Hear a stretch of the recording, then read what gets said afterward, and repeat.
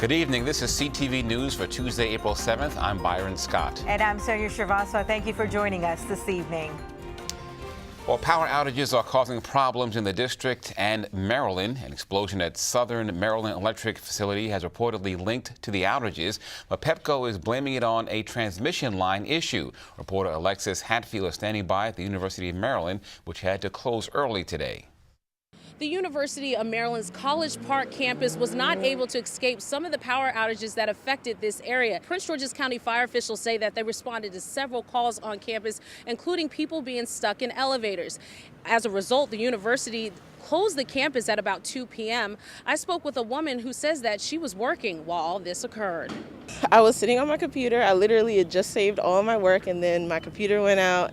Everyone's in my office went out, and the backup generators turned on, so all the lights in the hallway turned on, but nothing else turned back on. So are you excited that at least you did the right thing by clicking save before everything went out? Oh yes, I'm ecstatic because it would have been very inconvenient if I hadn't saved and I had to redo all that work again. Prince George's County officials say off-campus areas were not affected, which limited some of the chaos that this situation could have caused. In College Park, Alexis Hatfield for CTV News.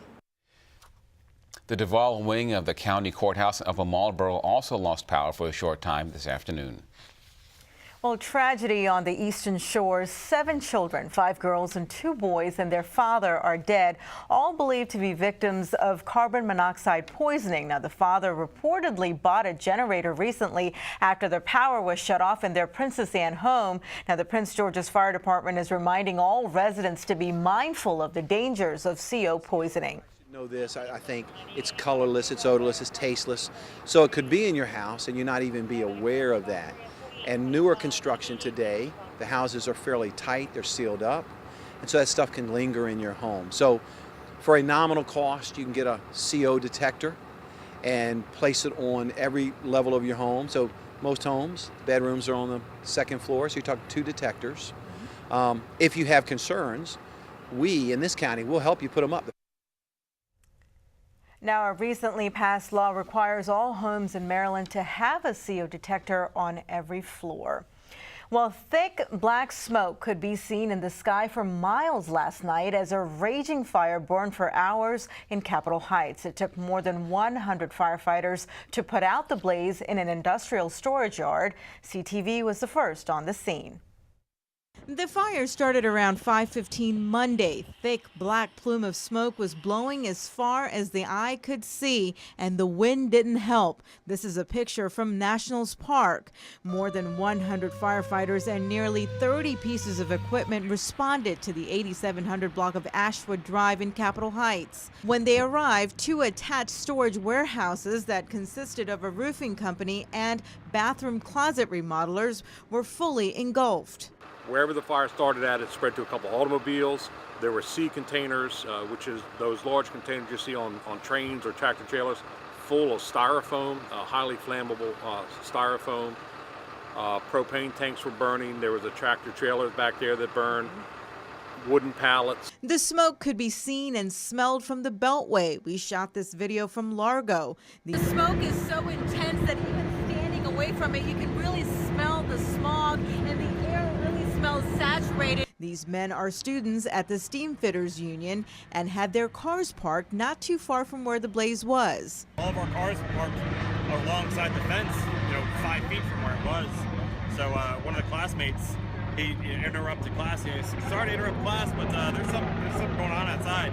Brady says the wind was strong and gusting towards the north. The department lost 2 pieces of equipment. In my 40 years, I have not seen on a building fire where we lost fire apparatus. What they lost, and it's going to be tough to replace, is the equipment they carry on board those units, especially the one from Kentland.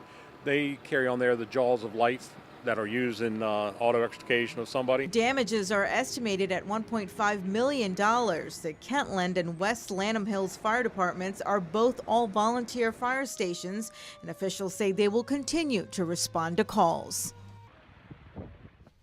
Now, Brady tells us that 2 firefighters suffered minor injuries. They were treated and released from the hospital last night. And state lawmakers may be in Annapolis longer than they expected. The last day for the Maryland Assembly is supposed to be April 13th, but Governor Larry Hogan has issued an executive order extending the 90-day session by up to 10 days if a budget isn't passed by that date. One thing Republicans and Democrats seem to agree on is they believe that they'll be able to iron out things in the next couple of days. Every year we get kind of into this mode where there's a lot of stuff going back and forth between the two houses and with the governor. It doesn't matter if it's a Democratic governor or Republican governor. They should be able to work this stuff out. Yeah, I think that while the governor is disappointed with some of the progress that's been made on some major issues, mostly tax reform for Marylanders, I'm optimistic that in the end he'll be successful in achieving that goal.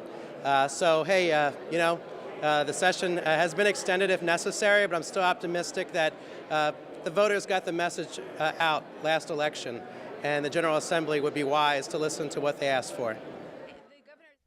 And the governor's order isn't uncommon. The Maryland Constitution allows an extension to be issued if a bill is not passed by the 83rd day of the regular legislative session. And you are watching CTV News. I'm Byron Scott. And I'm Sonia Srivastava.